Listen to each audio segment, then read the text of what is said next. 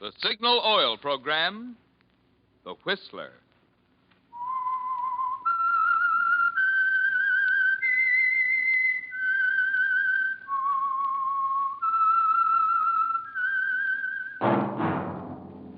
That whistle is your signal for the Signal Oil Program, The Whistler.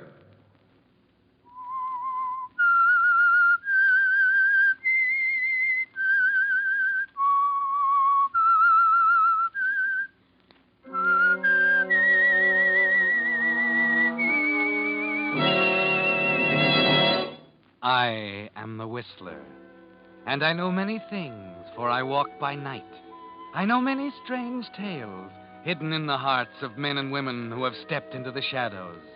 Yes, I know the nameless terrors of which they dare not speak.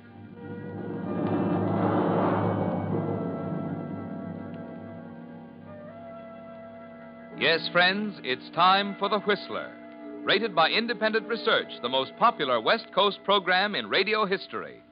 And remember, let every traffic signal remind you, with new Signal gasoline, you do go farther than ever.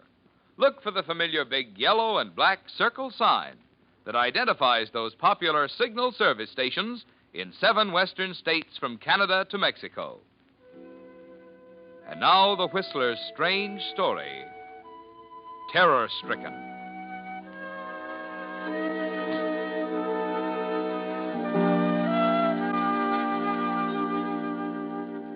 Fear can become a terrible thing.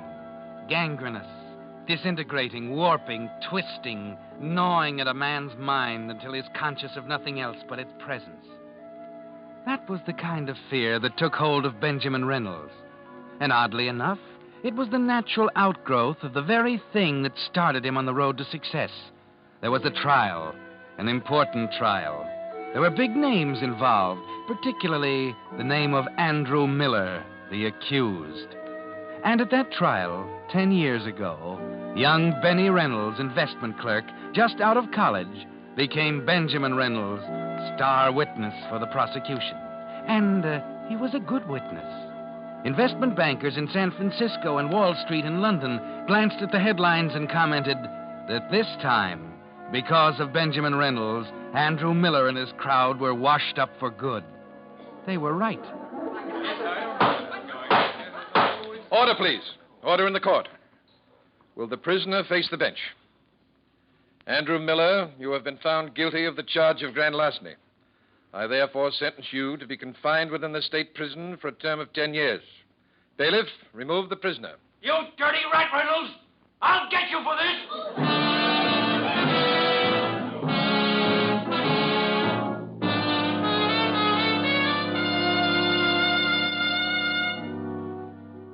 Yes, Benjamin, that was the big break. Overnight, you became the banker's champion, the man who almost single-handedly broke up the Miller crowd. Today, just 10 years later, you're head of the Reynolds Investment Company, a pillar of the community. It's a nice morning as you sit at the desk in your private office, looking at reports. Yes, Mr. Reynolds. Joan, will you send Mr. Barton in, please? Yes, sir. 46,000 Allen account. Well, that can't be right. Gross commissions chargeable. Oh, wait a minute now. I know that's wrong. You wanted to see me, Ben? Yes, Ralph. These figures, are you sure they're correct? Of course. I prepared the statement myself. Oh, well, things like this don't do my heart any good, Ralph. Sit down, will you? Oh, sure. I'm sure there must be a mistake somewhere. I don't think so. But of course it's possible. Well, suppose you recheck them, just to be sure? Well, that's a big job. I'd have to go through all the records for the whole year again. I wouldn't ask you if I didn't think it was important. Well, perhaps I ought to call in the Monroe Auditing Company. No, I'll do it, Ben. No use taking on that expense. Well, all right, if you can have it by next Monday. Otherwise, I'll have to call Monroe. I've got to have those figures for the directors' meeting. I'll have them for you. By the way, Ben, have you seen the papers? Yes, I glanced through them at breakfast. Did you by any chance see this? Oh, guess I missed that. Among those released from state prison today is Andrew Miller, convicted 10 years ago of grand larceny in a trial that caused worldwide comment in financial circles. Remember him? What do you think? I remember what he said when the judge sentenced him. Yeah. Does it make you a little nervous, Ben? I mean, just knowing the man is on the loose again? I doubt very much if Andy Miller will do anything that'll send him up again. Still, you never know, do you?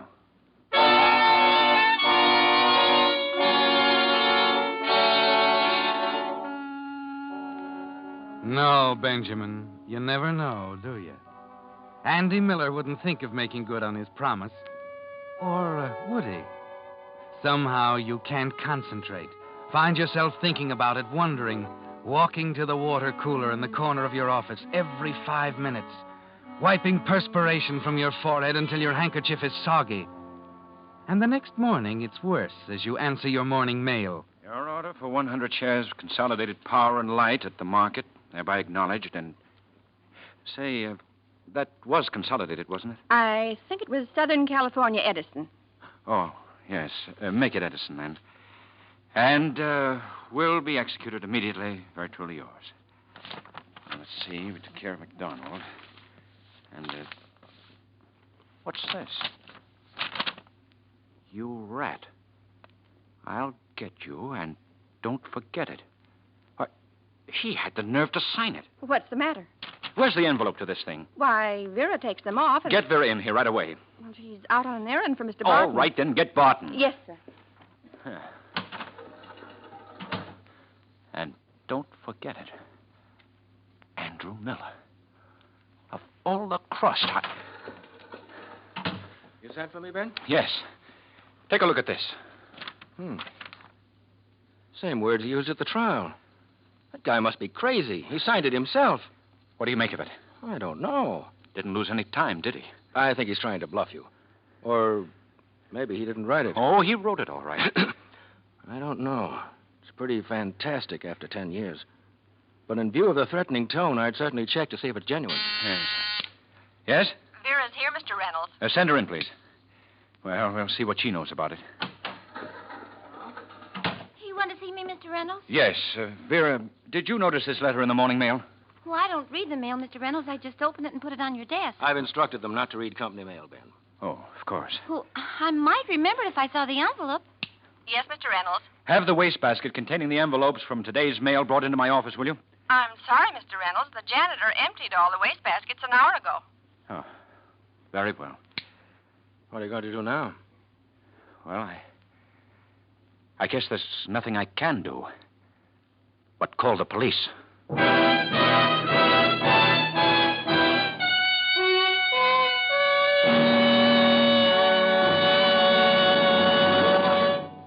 With the prologue of Terror Stricken, the Signal Oil Company brings you another strange story by The Whistler. If you've been reading the new car ads, and who hasn't, you've no doubt noticed the emphasis that's being put on increased mileage. 25 to 30 miles per gallon from some of the new models. Now, why do you suppose this is? Is it because folks today are interested in making dollars go farther? Well, partly. But even more so, they're interested in the increased engineering efficiency which makes that greater mileage possible. Yes, and right there you have the reason why Signal Oil Company is so proud of the fact that you now go farther than ever with new Signal gasoline. You see, Signal's improved mileage is the result of increased power, amazing new power. The same power that gives new Signal gasoline quicker starting, faster pickup, and quieter, higher anti-knock. That's why we say, look to your speedometer for the final measure of gasoline quality. You'll find that the super-powered new gasoline that gives you peak performance is also the gasoline that now helps you go farther than ever. New Signal gasoline. And now, back to the Whistler.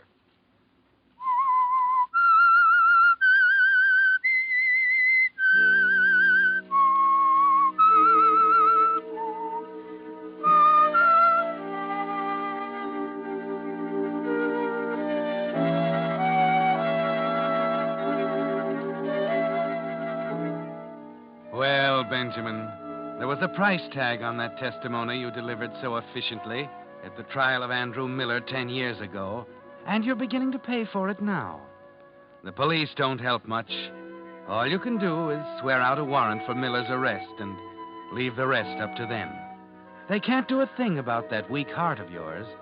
Stop it from pounding every time someone comes to the door. And they can't bring your appetite back or help you to sleep at night. It's later than usual when you arrive at the office next day. Ralph Barton's busy on the books as you go into your office. Hang up your hat and go over to the water cooler for a drink.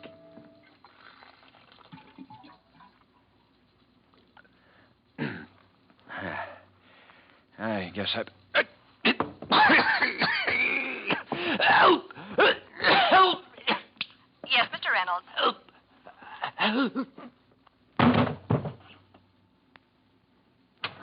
Mr. Reynolds, why the... Oh, Mr. Reynolds. Vera, Dr. Crane's in the next office. Get him, hurry. Oh, yes, sure, right away. What's going on here?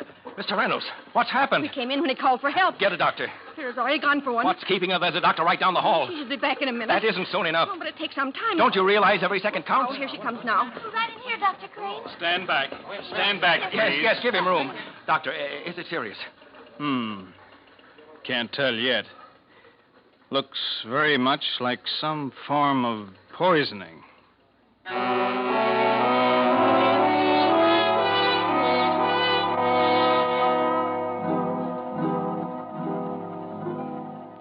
Well, that was a close call, wasn't it, Benjamin? When you leave the hospital that night, you're still weak. Positive now that Miller means business. The police report that afternoon. Poison in the water cooler, just enough to knock a man out. No fingerprints. No way of knowing how Miller could have entered the office without being seen. Nothing they can tell you except to carry on as usual. For the next 2 days, you find yourself waiting for it, tense, expectant, but nothing happens. And you begin to relax a little, to believe what the police lieutenant said about Miller being too smart to try it again. Perhaps they're right, Benjamin. Perhaps what you need is a change, a dinner out with your wife, Sally, at a restaurant on 6th Street.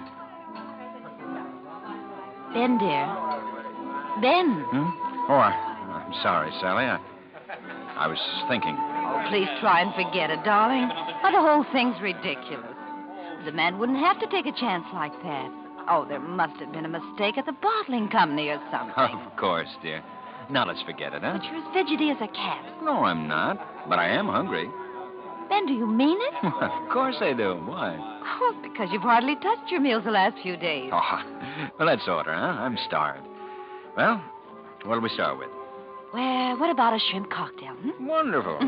Then mixed green salad? And a sirloin for two. Medium rare. Oh, Ben, darling. Oh, darling, are you all right? I'm the manager. You hurt?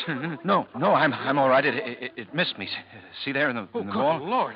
Well, I don't know how Who did it? Oh, I don't know, sir. It came from over there somewhere. Well, don't stand there with your mouth open. Call the police. Well, of course, right away. Come on, Sally. Let's get out of here. Of course, darling.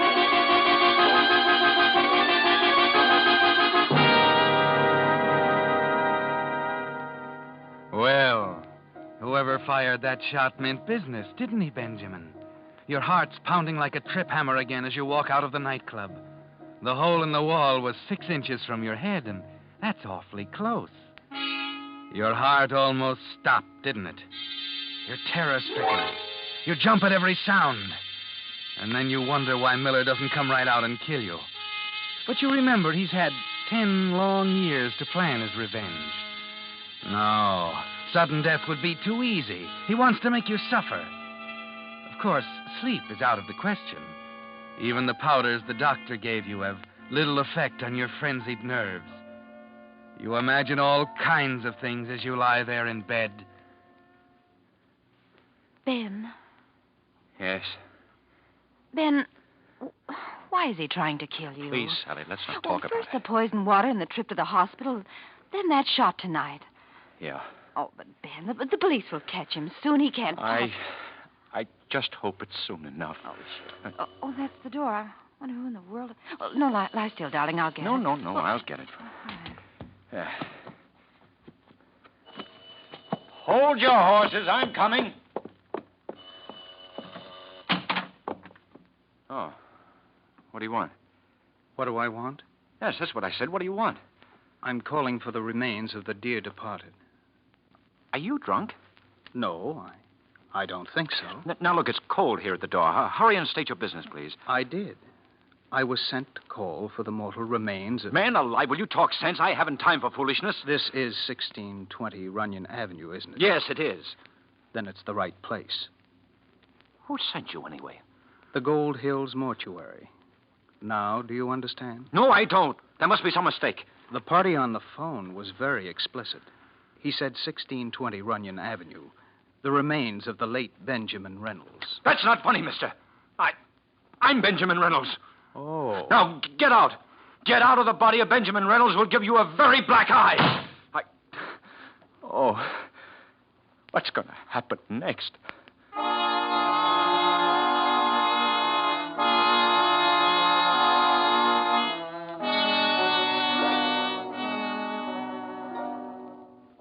How much more can you stand, Benjamin, before your heart gives out completely? You can't eat. You can't sleep. You almost jump out of your skin at the slightest sound. Miller is getting his revenge. He must be enjoying it immensely. Sally makes you rest all day Sunday, but you're still befuddled. You can't even talk straight anymore. You stutter. Monday morning, you decide to walk to the office. You want to try to think. Yes, that's it. Walk and try to think. Look out! Officer! That blue sedan tried to run this man down! Hey! What's going on? The guy in the blue sedan tried to run over this man! Are you hurt, mister? No. I'm all right. The devil you say. You're shaking like a leaf. Soon as my nerves quiet down, Them that saw it seemed to think it was a deliberate attempt to kill you. Yes, I think so, too. Any idea who might be trying to kill you? Sure. Andy Miller. Okay. Now I got to make a report of this. What's your name? Benjamin Reynolds. Benjamin Reynolds. You better see a doctor, Mr. Reynolds. You're in bad shape. I'll be all right. I better send you home in a cab. You're in no condition to walk.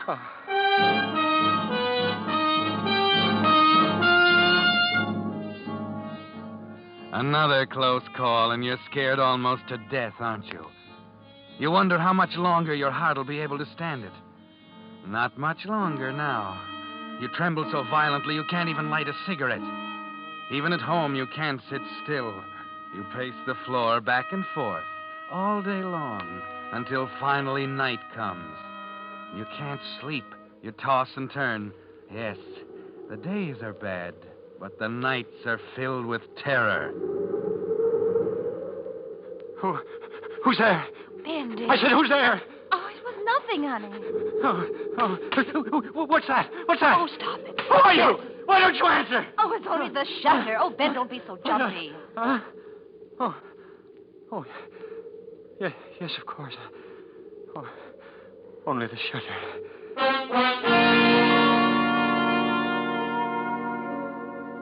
It was only the shutter, wasn't it, Ben? But all the noises in the night have a sinister meaning, haven't they?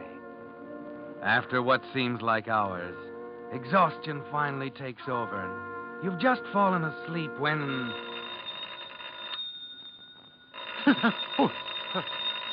Who's at the door at this hour? Ben, dear, don't be frightened, darling. It's not the door, it's the phone. Oh, the phone. Yes. Who the devil can that be? I'll give them a piece of my mind. Hello. Is this Benjamin Reynolds? Yes, it is. What's the big idea of calling me at this hour of the night? Don't you know? No, and I don't care. Oh, yes, you do. You got a letter the other day, remember? Andrew Miller. Why, how'd you guess? I'm going to get you, remember? Say, wait a minute. You haven't much time left to live, Wait. Reynolds. It's coming tomorrow. But, hello? Oh, hung up. Oh. Operator, Trace that call quick, please. what is your number? Morningside 1024. On hurry, please. 1 moment, please. Hurry.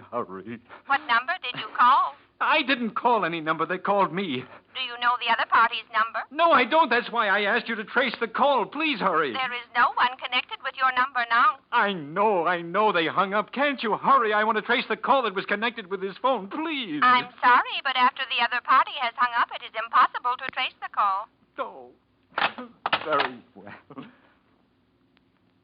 Say, I wonder if my hunch... Let's see.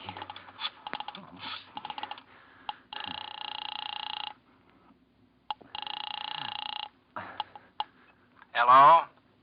Hello, Barton. This is Reynolds. What the deuce makes you call me at this time of the night? Barton. Andrew Miller called. He said I haven't much time to live. Is that so? Yes, and I'm at my wit's end. What can I do? He's coming here, Ralph. Lord knows what he'll do to me. What do you mean he's coming there? Well, he just told me. You can't take this much longer, Ben. Why don't you call the police? Well, I've called the police a dozen times. I tell you, Miller's too clever for them, Ralph. Then there's only one thing to do.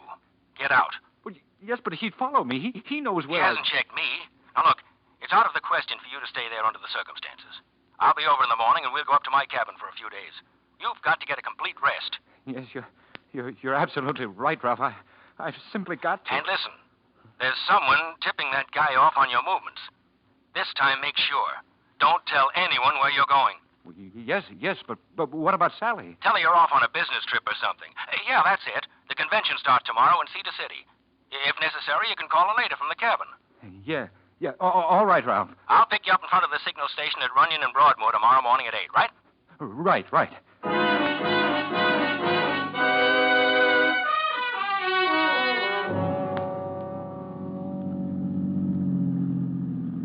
How much farther, Ralph? About 14 miles. Hey, the old heart's banging away again. Doctor said 6,000 feet was my limit, you know. Well, we'll stay pretty well under that, boy. Oh, good. Boy, look at that view.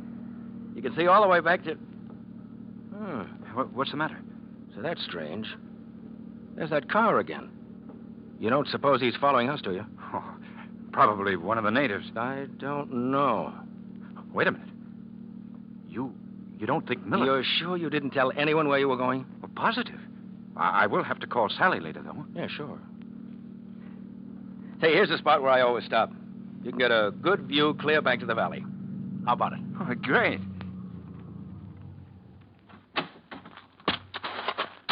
Up this way.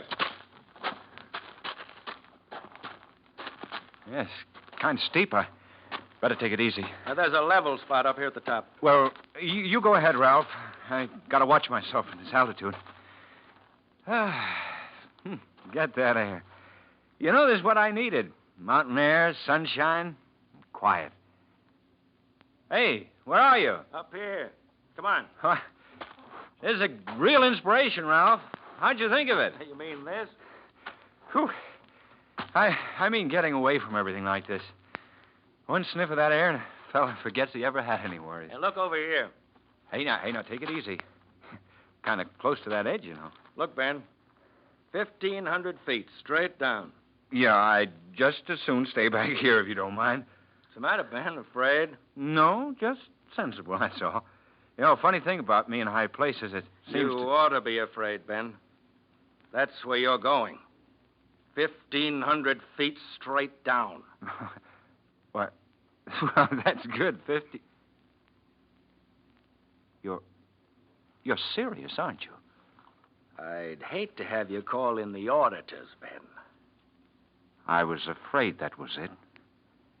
There was something wrong with those figures. Yes, there was. But I learned something from Andy Miller. You're not going to be around to testify. You're going to have a dizzy spell. And they're going to find you 1,500 feet down there on those rocks.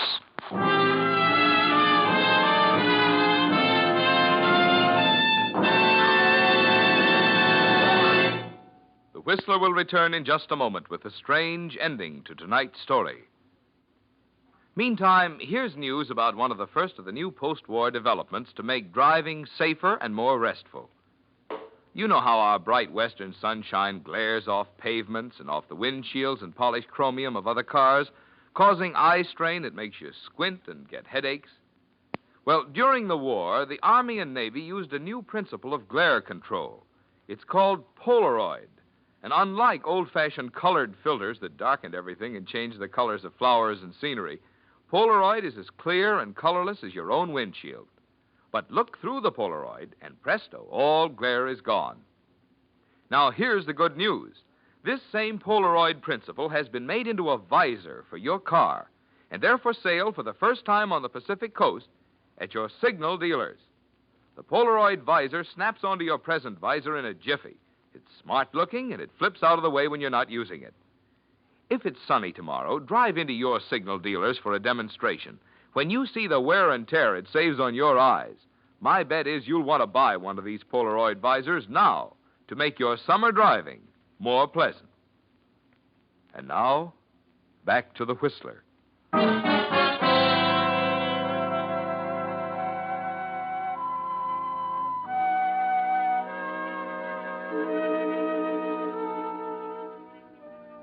Well, Benjamin, you seem to be in a tight spot. Just the two of you there, alone at the top of the cliff. Barton staring at you, white-faced and tense, his fists clenched at his sides. And oddly, you find yourself struggling to keep the smile inside you from showing on your face.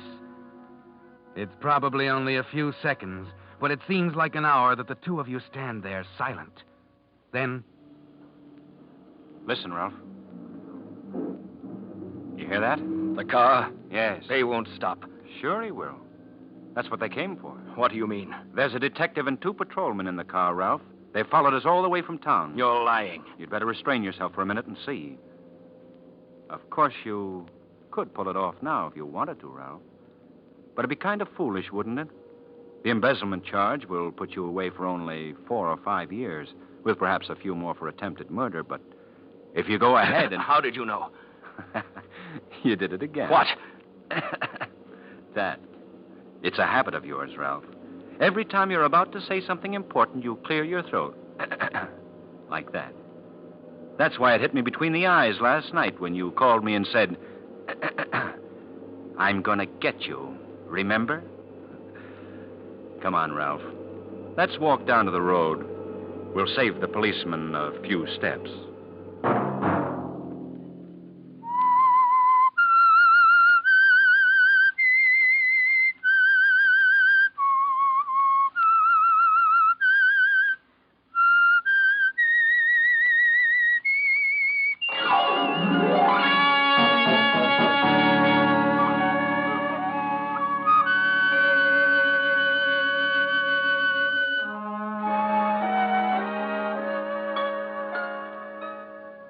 Next Monday at 9 o'clock, The Whistler will bring you another strange tale. The Whistler is broadcast for your entertainment by the marketers of Signal, gasoline, and motor oil, and fine quality automotive accessories, and by your neighborhood Signal dealer. This program, produced by George W. Allen, with tonight's story by Walter Jensen, music by Wilbur Hatch, is transmitted to our troops overseas by the Armed Forces Radio Service.